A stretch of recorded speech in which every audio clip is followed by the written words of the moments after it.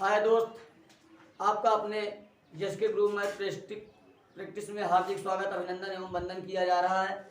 जैसा कि मैंने कल लाइव आया था इस चैनल पर, कल मैंने बताया था कि इस चैनल पर कोई भी चीज़, कोई भी ऐसी कंपटीशन परीक्षा नहीं है जिस परीक्षा के विषय में आप लोगों को ना बताया जाए। तो सभी सब्सक्राइबर्स और विद्यार्थियों का हार्दिक स्वागत, अभिनंदन एवं वंदन किया जा रहा है। जैसा कि कल मैंने बताया था, अगर कोई मजदूर पत्थर को चीर कर रास्ता बना सकता है, तो इसके ग्रुप मैथ प्रैक्टिस किसी भी फार्मूले को काट कर सस्ता बना सकता है। यह कल का मोटिवेशन था। आज का मोटिवेशन, संघर्ष करने वाले की कभी हार नहीं होती, जो संघर्ष करता है जिंदगी बेकार नहीं होती। संघर्ष करने वाले की कभी हार नहीं होती, जो संघर्ष करता है जिंदगी बेकार नहीं होती। संघर्ष करने की जिंदगी बार बार नहीं होती, जो संघर्ष करता है कहीं इनकार नहीं होती। तो दोस्तों, आज का हमारा इंग्लिश का चैप्टर है प्रेजेंट टेंस। क्या दोस्तों? प्रेजेंट टेंस जिसकी हिंदी होती है वर्तमान काल, जो समय इस समय चल रहा है, वर्तमान काल, प्रेजेंट टेंस। इस टेंस की पहचान होती है जिस हिंदी वाक्य के अंत में है, हूं, हो, है आदि शब्द आता है, प्रेजेंट टेंस कहलाता है। इसकी सहायक क्रिया इस एम और आर होती है। जैसा कि आप लोग ये ध्यान दीजिए, पंखों में हवा नहीं होती है, उड़ान होती है। सपने वही सच होते हैं जिन सपनों में लक्ष्य की पहचान होती है। तो दोस्तों, किसी भी सपने को पूरे करने के लिए, किसी भी मंजिल को पूरा करने के लिए, किसी मंजिल तक पहुंचने के लिए पहले उस मंजिल को अपने दिमाग में फीड करना पड़ता है। मुझे आईएएस बनना है, मुझे पीसीएस बनना है, मुझे डॉक्टर बनना है। आपकी जो हॉबी, आपकी जो शौक होती है, उस शौक को अपने दिल में, उस तमन्ना को, उस अरमान को अपने दिल में रखना पड़ता है। इसीलिए मैंने कहा, सपने वही सच होते हैं जिन सपनों में मेरे लक्ष्य की पहचान होती है। क्या दोस्तों, किसी भी सपनों को पूरे करने से पहले उस सपने का लक्ष्य बनाना पड़ता है। तो जैसे मैंने बताया, इस टेंस का पहचान प्रेजेंट टेंस के अंतर्गत यूज ऑफ इज, एम और आर हुआ करता है। Use of is, am, are. Is मीन से होता है, मैंने बताया इज मीन से होता है जिसके साथ, जिस क्रिया के साथ ही मीन से वह, जो पुरुष के लिए किया जाता है। सी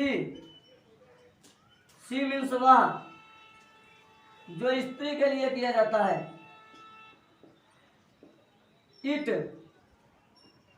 इट मीन्स यह, जो निर्जीव के लिए किया जाता है।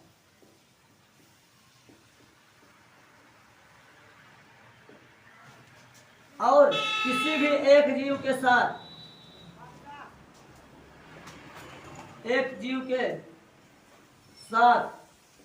जैसे दोस्तों, एक जीव जैसे राम, श्याम, सीता, काऊ, कोई भी एक जीव हो, उसके साथ इज का प्रयोग किया जाता है। अगर अंत में है हो तो है अगर, तो आप जान लीजिए यह टेंस प्रेजेंट टेंस का है और इसकी सहायक क्रिया इज, एम और आर होती है। अब देखिए, एम का प्रयोग, आई ही एक ऐसा सब्जेक्ट होता है जिसके साथ एम का प्रयोग किया जाता है प्रेजेंट टेंस में। आई एक ऐसा सब्जेक्ट है जिसके साथ प्रेजेंट टेंस में एम का प्रयोग किया जाता है। अब लास्ट आपका आता है आर का प्रयोग यू के साथ किया जाता है, जिसकी हिंदी होती है तुम, आप, तुम सब आदि में दोस्तों, जैसे आप सब, आप लोग, तुम लोग, तुम सब आदि के अंतर्गत ये सब आते हैं। इन सभी के साथ जितना भी होगा प्रेजेंट टेंस में आपका हो का प्रयोग किया जाएगा। अब देखिए, यू, वी मीन्स होता है दोस्तों हम सब, हम लोग। अब इसके बाद होता है दे मीन्स होता है वे सब, वे लोग। अब लास्ट सबसे अंतिम में आपका आता है आर के साथ, अनेक जीव के साथ, अनेक जीव के साथ। क्या दोस्तों, अनेक जीव, अनेक जीव जैसे कि एक से अधिक, अनेक, अनेक मतलब एक से अधिक, जैसे राम और श्याम, सीता और गीता, मैं और तुम, लड़के, विद्यार्थी और लड़कियां आदि जितने भी होते हैं सबके साथ प्रेजेंट टेंस में आर का प्रयोग किया जाता है। अब हम ध्यान देते हैं ट्रांसलेशन पर, अनुवाद पर। क्या दोस्तों, जैसा आपका पहला अनुवाद है, वह मोची है। क्या दोस्तों, वह मोची है। जैसा कि आप फार्मूले को देख रहे हैं, वह ही मीन से वह होता है, मोची क्या है, मोची एक पुरुष है, तो ही के साथ इज का प्रयोग किया जाएगा। मोची क्या है दोस्तों, मोची एक पुरुष है और ही मीन से वह होता है, वह पुरुष के लिए ही का प्रयोग किया जाता है। तो हमारा ही सब्जेक्ट जो है, अगर ही के साथ हम इज वर्ब का प्रयोग करेंगे, क्यों, क्योंकि दोस्तों मैंने फार्मूले में लिखाया है ही सी इट और एक जीव के साथ इज का प्रयोग किया जाता है। जैसा कि मैंने लिखा है ही सी इट और एक जीव के साथ इज का प्रयोग किया जाता है, तो क्या होगा, ही के साथ क्या लगेगा दोस्तों, ही के साथ इज लगेगा, ही इज मोची, तो अगला। अब देखिए, जैसे किसी भी अनुवाद का, किसी भी सेंटेंस का अच्छा सेंटेंस बनता है, किसी भी सेंटेंस का अच्छा सेंटेंस बनता है। पहला होता है सिंपल सेंटेंस, जिसे आप अफर्मेटिव सेंटेंस कहते हो। दूसरा होता है निगेटिव सेंटेंस, नकारात्मक वाक्य। तीसरा आपका क्या होता है दोस्तों, इंट्रोगेटिव सेंटेंस। और चौथा आपका होता है इंट्रोगेटिव निगेटिव सेंटेंस। पांचवा आपका होता है डबल इंट्रोगेटिव और छठवां होता है डबल इंट्रोगेटिव निगेटिव। तो दोस्तों, किसी भी अनुवाद का, किसी भी टेंस में हो, किसी भी यूज में हो, हर एक टेंस और यूज का अनुवाद किसी भी प्रकार से हो, छ बनता है। तो देखिए, हम देखते हैं छ किस प्रकार से बनते हैं। पहला आपका था वह मोची है, दूसरा देखिए वह मोची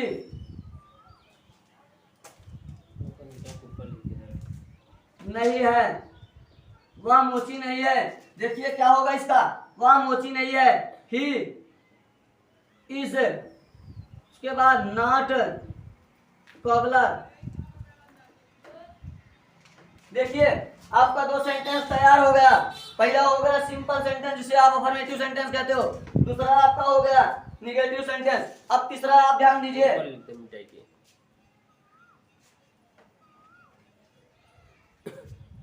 क्या वह मोची है।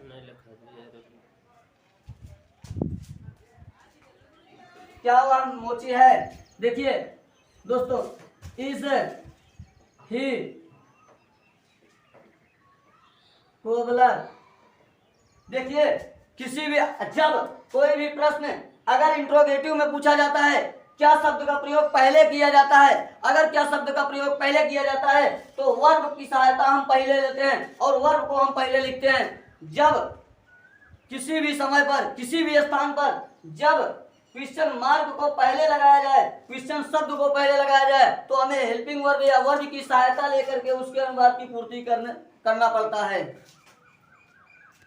तो जैसा कि हमने अभी बताया था, क्या वह मोची है, इंट्रोगेटिव सेंटेंस। अब इसके बाद चौथा नंबर आता है, क्या वह मोची नहीं है। देखिए दोस्तों, क्या वह मोची नहीं है, interrogative negative sentence. Interrogative negative sentence में सबसे पहले हम वर्ब को पहले लगाएंगे, इज है, उसके बाद subject is he, not cobbler. अब देखिए दोस्तों, 4 नंबर तक तो हमारा क्लियर हो गया, 4 नंबर तक हमारा क्लियर हो गया। लेकिन 5वें नंबर से हमको ध्यान देना होगा।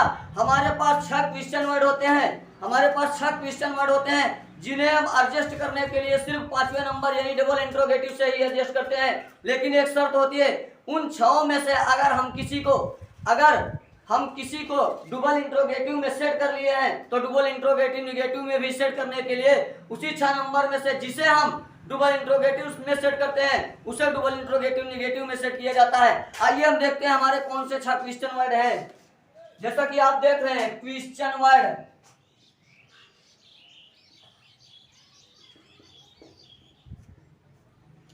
क्वेश्चन वर्ड दोस्तों जिसकी हिंदी होती है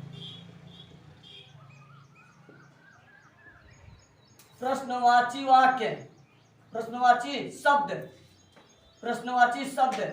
दोस्तों प्रश्नवाची शब्द इनका शर्त है प्रश्नवाची, प्रश्नवाची वाक्य देखिए शब्द हमारे देखिए कौन कौन से होते हैं।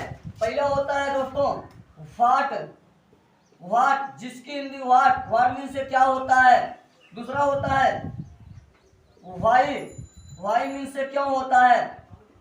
तीसरा होता है व्हेन, व्हेन मीन से आपका कब होता है। अगला होता है वेयर, वेयर मीन से कहाँ होता है। अगला होता है दोस्तों हाउ, हाउ मीन से कैसे होता है।